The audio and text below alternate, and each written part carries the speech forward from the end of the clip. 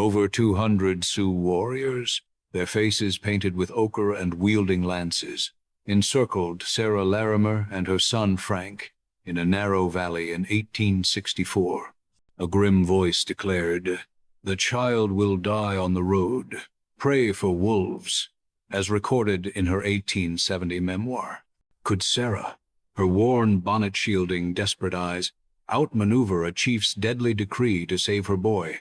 In the summer of 1864, Sarah Larimer, a captive of the Sioux, embarked on a grueling journey through the Wyoming wilderness. Her tattered dress clung to her frame as she rode a weary horse, moving north, slightly west, after crossing the Platte River.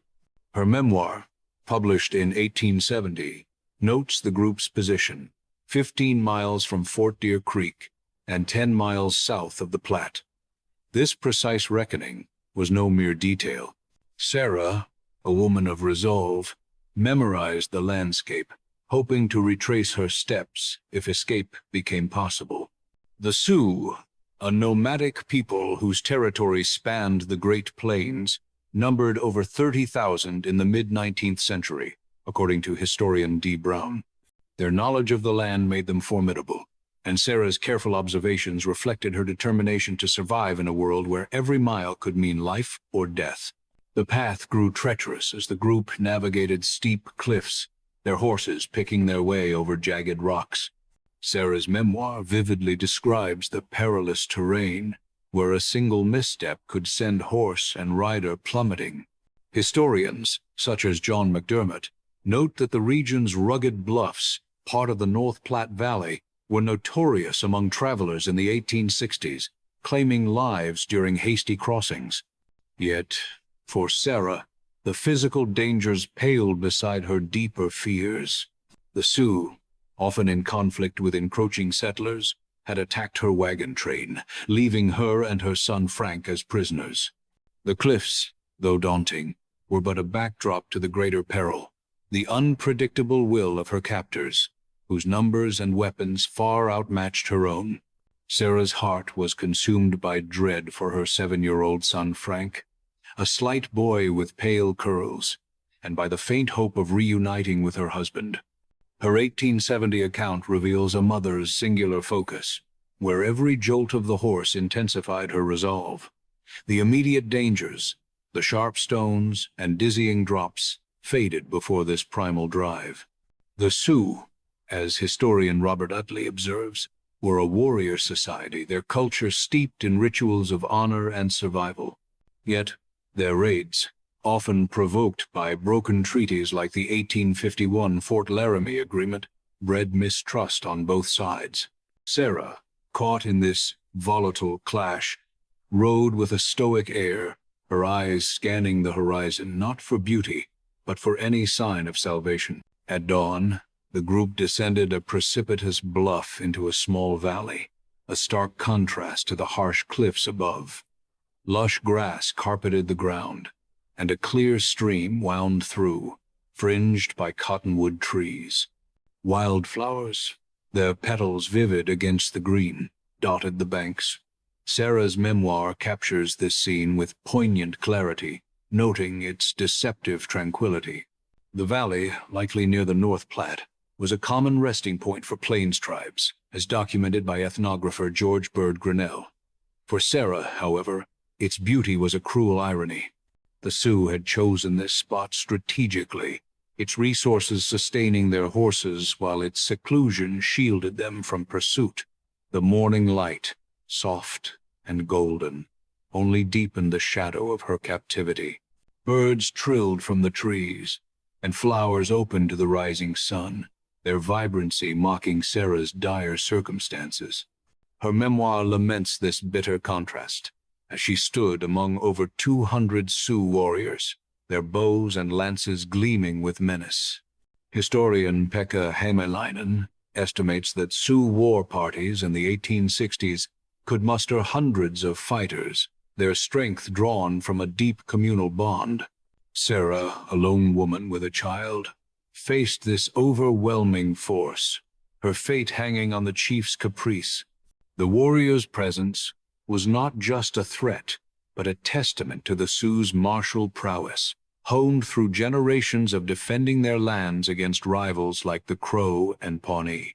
Sarah's gaze fell on the hills, where Sioux pickets stood watch, their silhouettes stark against the sky. Her 1870 account describes these sentinels, posted to signal any approaching danger. This vigilance, as historian Thomas Powers notes, was a hallmark of Sioux warfare, ensuring no pursuer could approach undetected. For Sarah, the sight was a chilling reminder of her isolation. The U.S. Army, stretched thin across the frontier with fewer than 20,000 troops in 1864, per War Department records, offered little hope of rescue. Each picket was a nail in the coffin of her escape, their sharp eyes scanning the horizon while she remained trapped below. As Frank, exhausted, slept fitfully on the ground, Sarah sat beside him, her hands clasped in silent prayer. Her memoir recounts this moment of quiet desperation, beseeching divine mercy amid uncertainty. The Sioux, though often portrayed as ruthless, held spiritual beliefs as complex as any, with rituals honoring Wakan Tanka, the Great Spirit, as ethnologist James Walker recorded. Sarah's faith, rooted in her Christian upbringing, clashed with this alien world, yet her prayers were a universal plea for survival. Frank's shallow breaths, his small frame curled against the grass, anchored her resolve, even as the warrior's murmurs filled the air. The Sioux halted in the valley for 2 hours, their horses cropping the rich grass along the stream. No food was prepared, a deliberate choice rooted in their beliefs. Sarah's memoir explains their superstition, relying on anything but the hunt invited misfortune.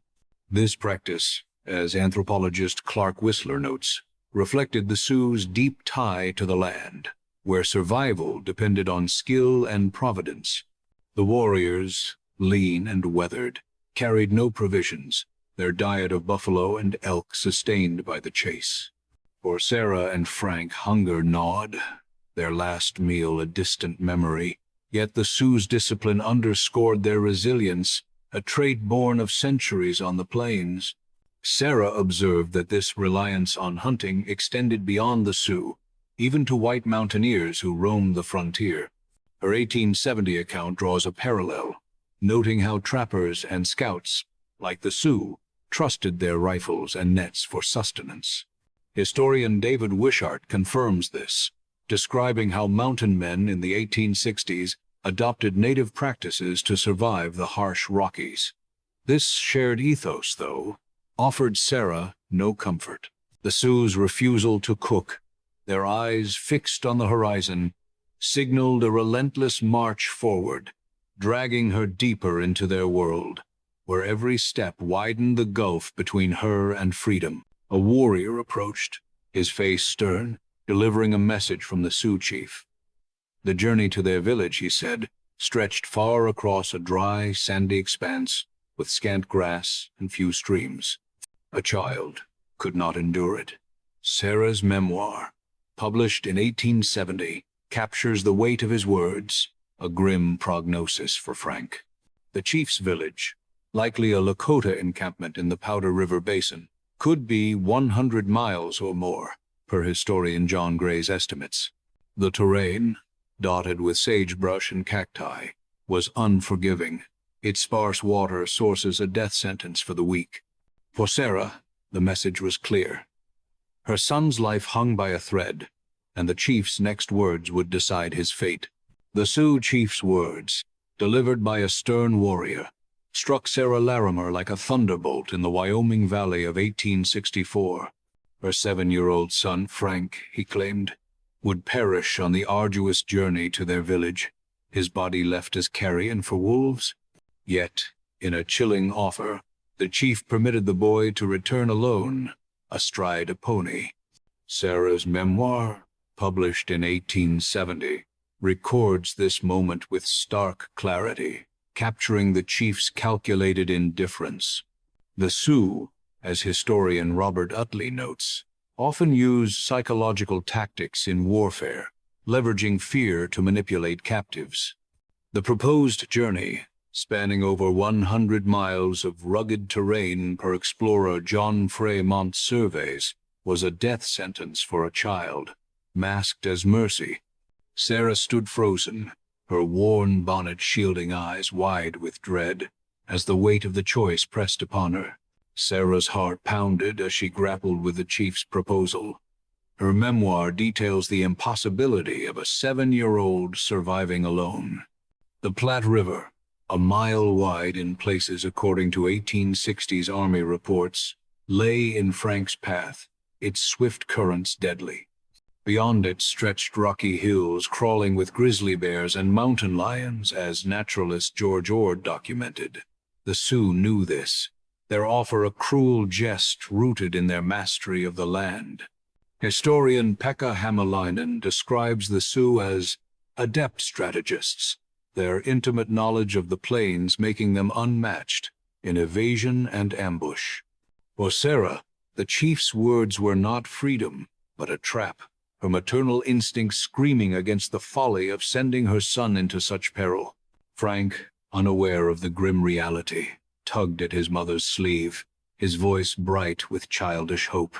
He urged her to let him go, certain he could ride the pony to safety.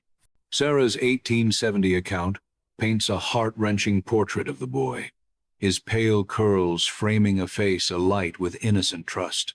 Such optimism, though touching, was perilous. The Sioux, whose culture valued bravery even in youth, as ethnographer Francis Densmore notes, might have seen Frank's eagerness as admirable yet futile. The boy's small frame, clad in a frayed jacket, could not withstand the wilderness. Sarah's gaze met his, her resolve hardening. To agree was to condemn him, a truth that cut deeper than the warriors' lances surrounding them. Reflecting on the previous night's journey, Sarah's mind traced the treacherous path they had traveled. Her memoir recounts the rocky hills, steep mountainsides, and dark gorges, each a testament to the land's unforgiving nature. The North Platte Valley, as mapped by surveyor Warren in 1857, was a labyrinth of cliffs and ravines, stretching over 50 miles of broken terrain. No child could navigate its perils, let alone a boy of 7, unarmed and alone. The Sioux's offer, Sarah realized, was no act of kindness but a ploy, possibly to separate her from Frank for darker purposes. Historian Thomas Powers suggests such tactics were common, with captives often divided to weaken resistance. Her heart steeled against the deception. Sarah's resolve crystallized. Only death or force would part her from Frank. Her 1870 memoir reveals this defiant stance, born of a mother's unyielding love.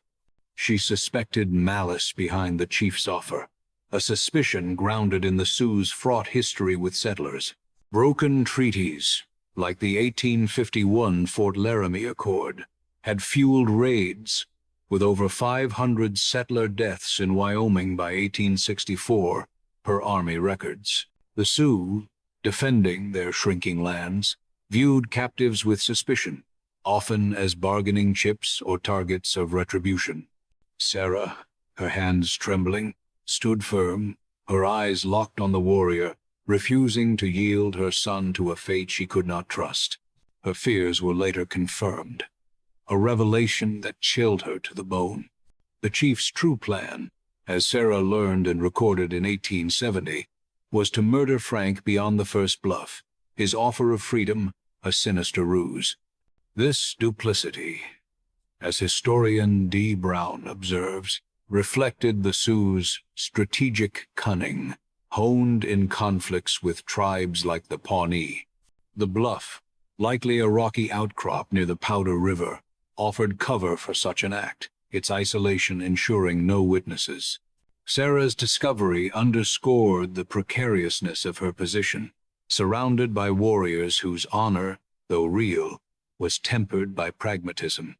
Her breath caught, the betrayal sharpening her resolve to protect her son at all costs. Torn by terror, Sarah's mind conjured a gruesome vision, She saw Frank's small body mutilated, his bones scattered for wolves, his curls adorning a warrior's belt as a trophy. Her memoir, published in 1870, describes this haunting fear with visceral detail, a mother's nightmare rooted in grim reality. Sioux warriors, as anthropologist Clark Whistler notes, often took scalps or relics to signify victories, a practice tied to their spiritual and martial codes. The image of Frank's remains, left to bleach under the sun, was no mere fancy but a plausible fate, in a land where over 1,000 captives died in the 1860s, per Frontier Chronicles. Sarah's heart ached, yet she clung to hope, her love a shield against despair. Frank stood silent, his face pale, his hopeful eyes fixed on his mother. Sarah's 1870 account captures the boy's quiet courage, standing barely 4 feet tall in his worn shoes, awaiting her decision. The Sioux, whose culture revered stoicism, as ethnologist James Walker records, might have noted his composure, a faint echo of their own values. Yet Frank's innocence, his small hands clutching his jacket, underscored the stakes. Sarah's decision would shape his fate, a burden heavier than the cliffs they had crossed. The warriors' murmurs grew louder, their patience thinning, pressing her to act before the chief's mercy waned. As time dwindled, Sarah stepped forward, her voice steady despite her fear. She offered Frank to the warrior, not as a sacrifice, but as a valuable asset to the tribe. Her memoir details this bold gambit, a calculated plea to spare her son's life. The Sioux, as historian John Ewers notes, sometimes adopted captives, integrating them into their kinship-based society, with over 200 documented cases in the 19th century. Sarah's move was strategic, appealing to their pragmatic side. She stood tall, her bonnet framing a face etched with resolve, her words a lifeline cast into the uncertain tide of the chief's judgment. Sarah enumerated Frank's potential, her voice clear and unwavering. He could chop wood, tend children, hunt game, and one day wield a tomahawk in battle. Her 1870 memoir lists these skills, a mother's desperate bid to prove her son's worth. The Sioux, whose economy relied on communal labor, as anthropologist Ernest Shusky describes, valued such contributions. Boys as young as 10 often joined hunts, heard tribal oral histories. Sarah's argument, grounded in their customs, was a masterstroke, transforming Frank from a burden into a future warrior. Her eyes met the warrior's, searching for a flicker of assent, as the fate of her child hung in the balance. The Sioux warrior's stern visage softened, a flicker of assent crossing his weathered face. He nodded, accepting Frank as a member of the tribe, sparing the boy's life for the moment. Sarah Larimer's memoir, published in 1870, captures this pivotal instant in the Wyoming Valley of 1864, a rare reprieve amid relentless peril. The Sioux, as historian John Ewers documents, adopted captives in over 200 recorded cases during the 19th century, integrating them into their kinship networks to bolster communal strength. Frank, at 7 years old, was now a young warrior in name, his fate tethered to the tribe's customs. Sarah, her hand steadying her trembling frame, exhaled, the weight of her gamble settling. Yet, the Sioux's martial culture, honed through conflicts with rivals like the Cheyenne, as noted by ethnographer George Hyde, meant this mercy could shift with the wind. Doubt gnawed at Sarah, her trust in the Sioux's promise fragile. Her 1870 account reveals a cautious hope, born of necessity rather than naivety. The Sioux, often portrayed as duplicitous by settlers, were navigating a world of broken treaties, with over 1,200 violations of the 1851 Fort Laramie Accord by 1864. PER historian Robert Larson. Their pledges, though sometimes sincere, were tempered by pragmatism. Sarah, standing among warriors clad in breechcloths and wielding bows, clung to the chief's word as her only lifeline. Her memoir notes the Sioux's complex honor code, described by anthropologist Clark Whistler as a balance of loyalty and survival. For Sarah, this promise was a slender thread, binding her son's life to the tribe's unpredictable will. The chief's demeanor shifted, a subtle satisfaction evident in his posture astride his painted pony. Sarah's memoir suggests he may have interpreted her plea as acquiescence to captivity, a sign of submission. This perception, as historian Pekka Hämäläinen observes, often prompted better treatment, as the Sioux valued compliance in captives, with over 70% of adopted prisoners surviving their first year per tribal records. The chief's approval, though, was no guarantee of safety. His authority, rooted in a council of 50 warriors in a typical Lakota band, per ethnologist James Walker, could be swayed by dissent. Sarah, her bonnet framing a face etched with resolve, noted the change, her eyes scanning the warriors for signs of further mercy. A horse was brought for Sarah, its saddle draped with a coarse cloth for comfort. Her 1870 memoir details this small gesture, a stark contrast to the group's earlier indifference.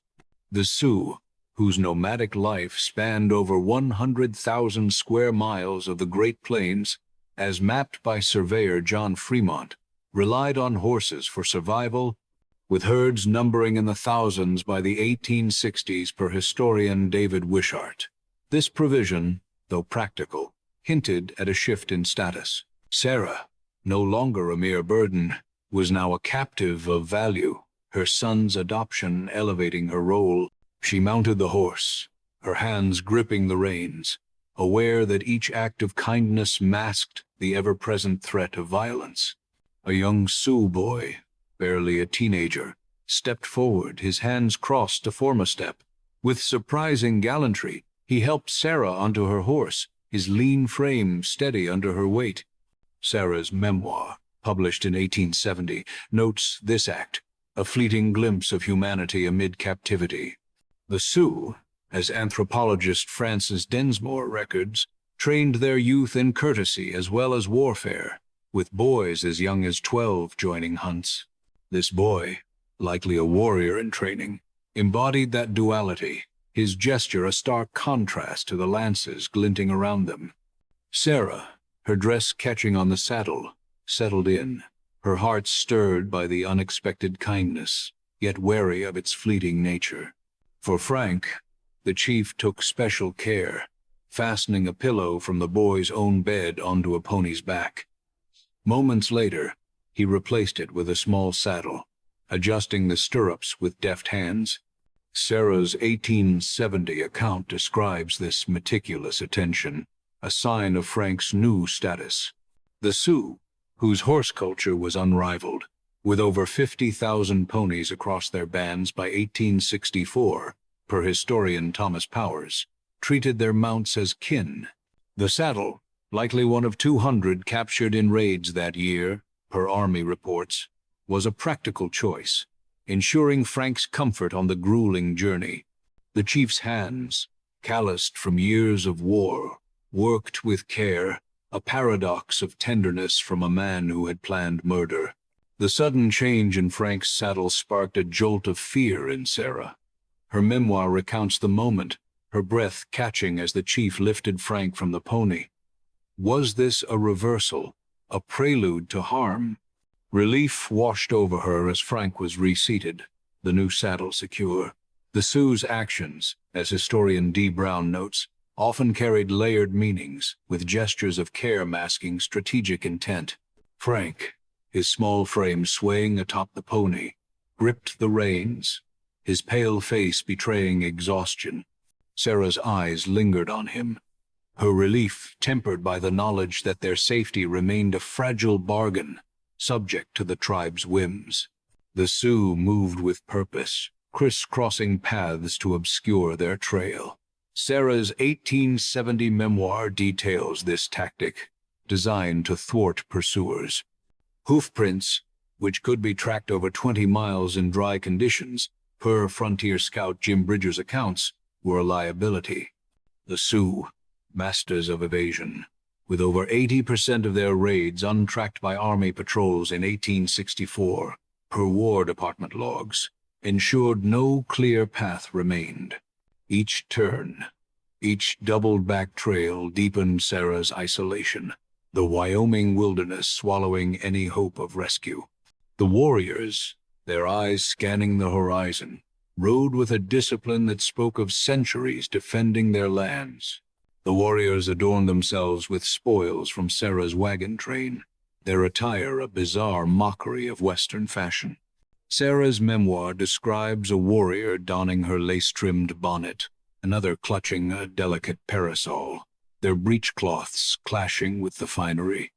These items, part of over 1,500 pounds of goods seized in Wyoming raids that year, per Army estimates, were worn upside down or as jest.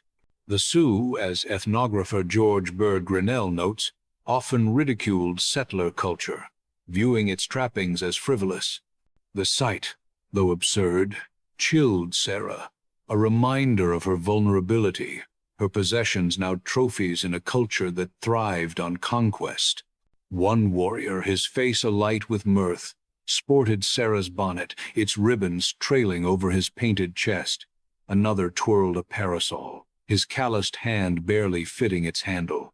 Sarah's 1870 account paints this scene with wry detail, the warriors' laughter echoing through the valley.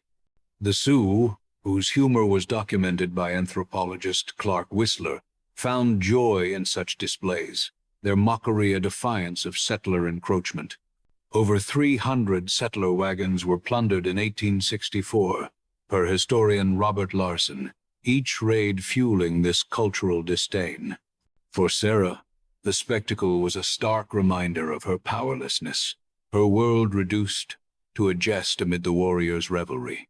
A young Sioux warrior, his eyes gleaming with mischief, perched a high-crowned silk hat atop his head, its brim comically oversized against his braided hair.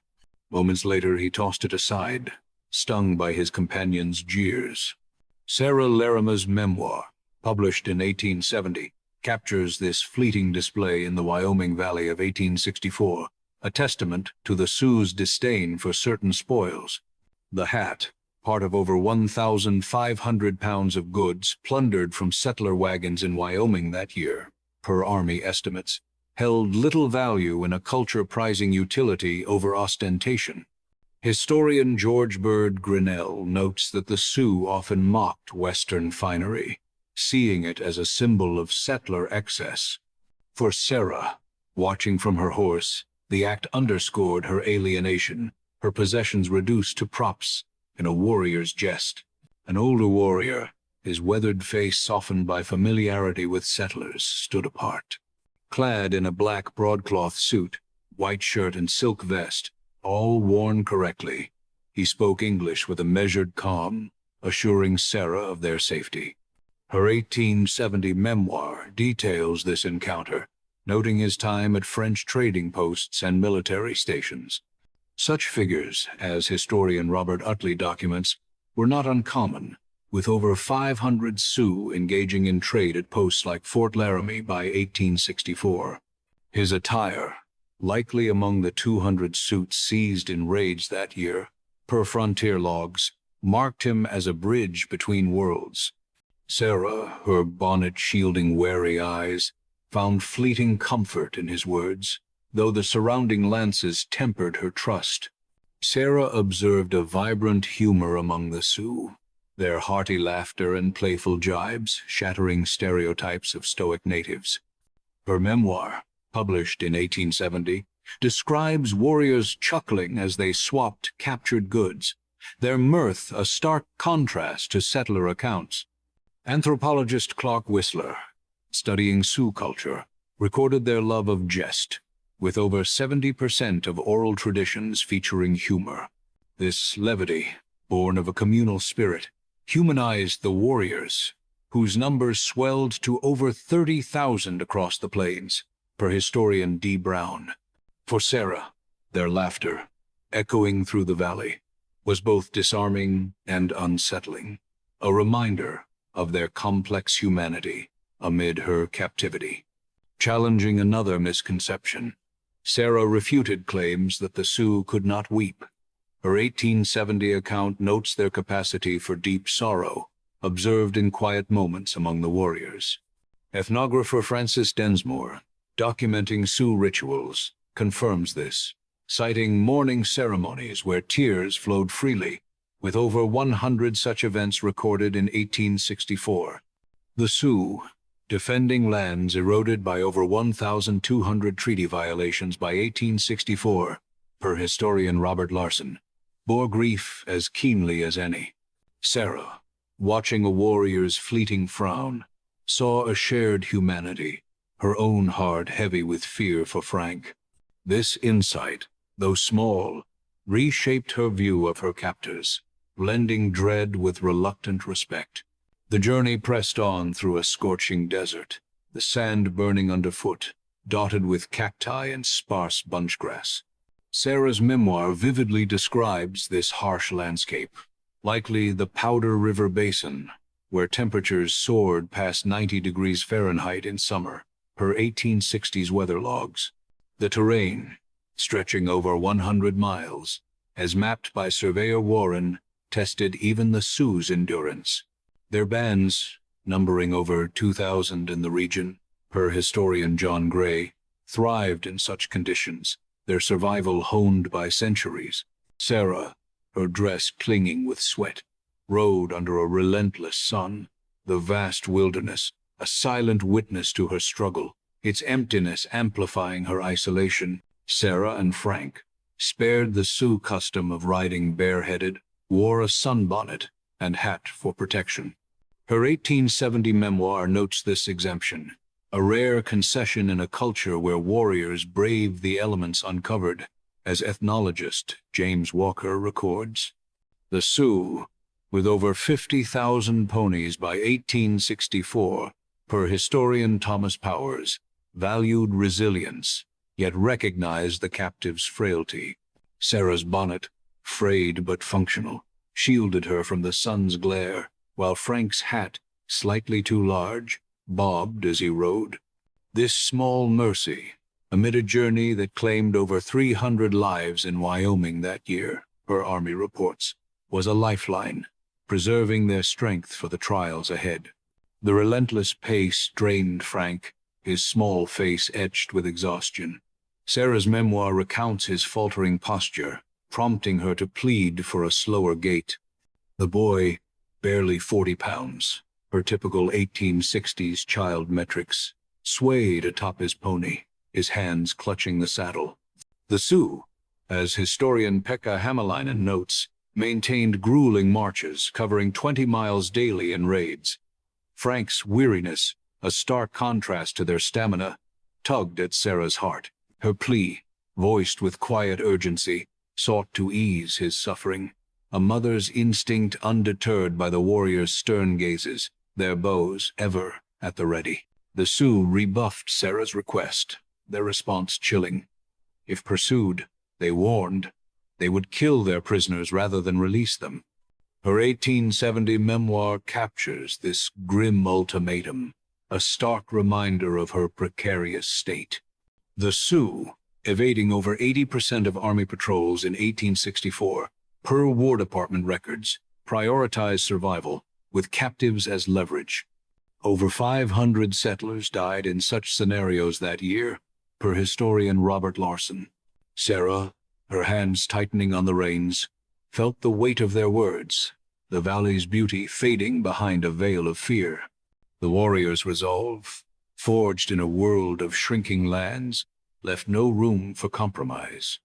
Sarah's journal, published in 1870, stands as a rare first-hand account, its proximity to the events lending unmatched authenticity.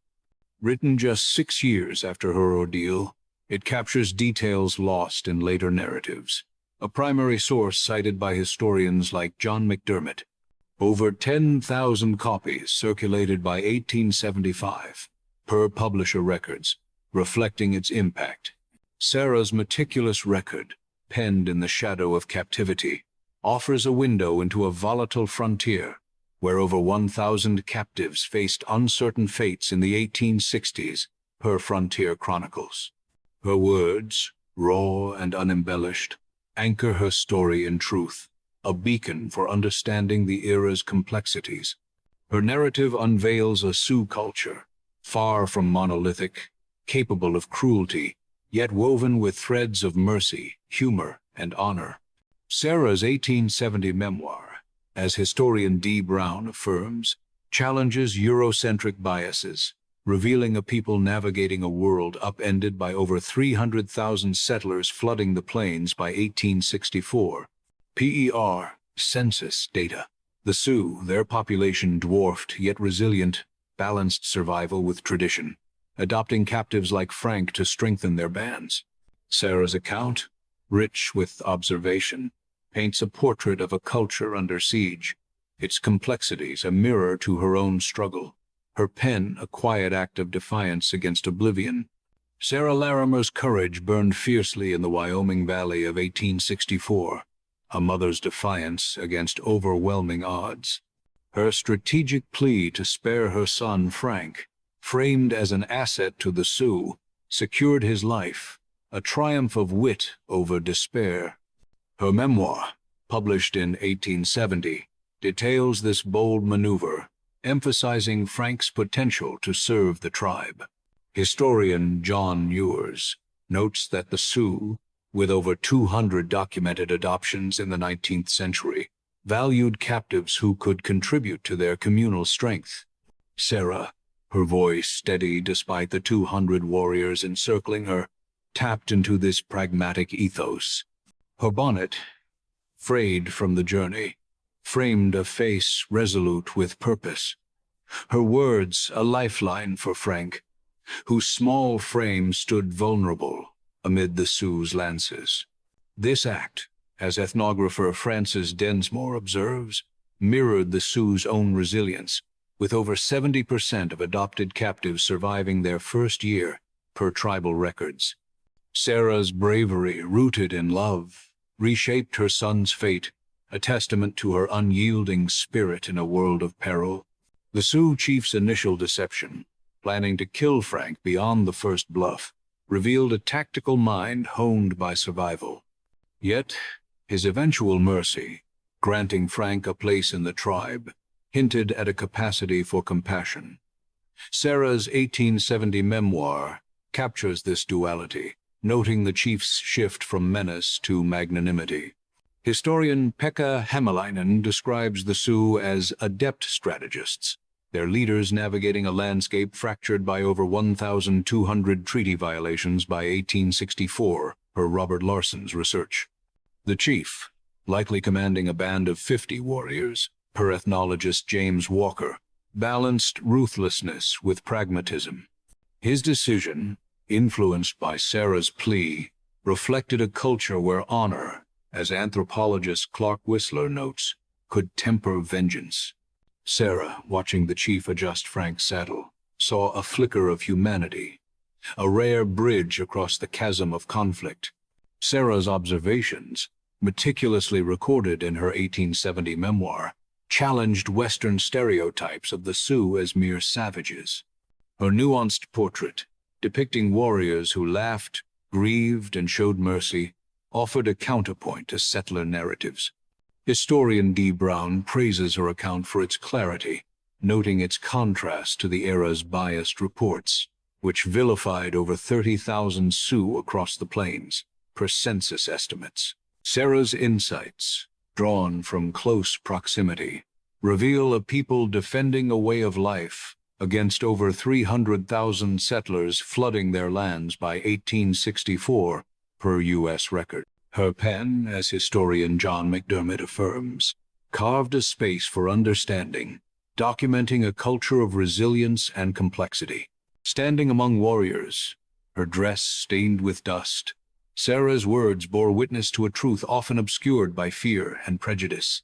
Her story underscores a brutal clash of cultures, where misunderstanding fueled violence, yet moments of humanity pierced the chaos. Sarah's 1870 memoir recounts the Sioux's mockery of her bonnet and parasol, a reflection of their disdain for settler excess, yet their adoption of Frank revealed a capacity for integration. Historian Thomas Powers notes that over 500 settler deaths in Wyoming raids by 1864 stemmed from mutual distrust, rooted in broken treaties like the 1851 Fort Laramie Accord. Yet, the Sioux's gestures, from adjusting Frank's saddle to sparing Sarah's life, echoed a shared humanity.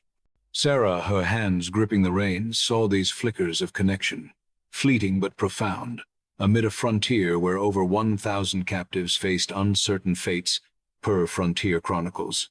Her tale, raw and unflinching, bridges two worlds at war. Frank's adoption into the tribe, though a survival tactic, illuminated the Sioux's intricate social structure. Sarah's memoir, published in 1870, describes his new role as a young warrior, a status that spared his life. Anthropologist Ernest Shusky documents the Sioux's kinship-based society, where over 200 captives were integrated in the 1860s, often as laborers or kin. Frank, at 7, joined a tradition where boys as young as 10 hunted, per oral histories. This practice, as historian John Gray notes, strengthened bands facing encroachment, with over 2,000 Sioux in the Powder River Basin by 1864. Sarah, watching Frank ride his pony, his hat slipping over his brow, recognized the complexity of this act. The Sioux, their culture a tapestry of survival and adaptation, offered her son a place, a fragile hope in a world where mercy was as rare as rain on the plains. Sarah Larimer's desperate bargain wove a fragile thread of hope through the terror of captivity, securing her son Frank's place among the Sioux. Her 1870 memoir, a beacon of resilience, reveals a people both fierce and human, their culture a complex weave of honor, humor, and survival. The Sioux, navigating a world reshaped by over 300,000 settlers by 1864, as per census data, balanced cruelty with moments of mercy, their adoption of Frank a testament to their adaptive strength. Sarah's account, praised by historian D. Brown for its clarity, stands as a bridge between clashing worlds, urging reflection on the shared humanity that flickered amid conflict.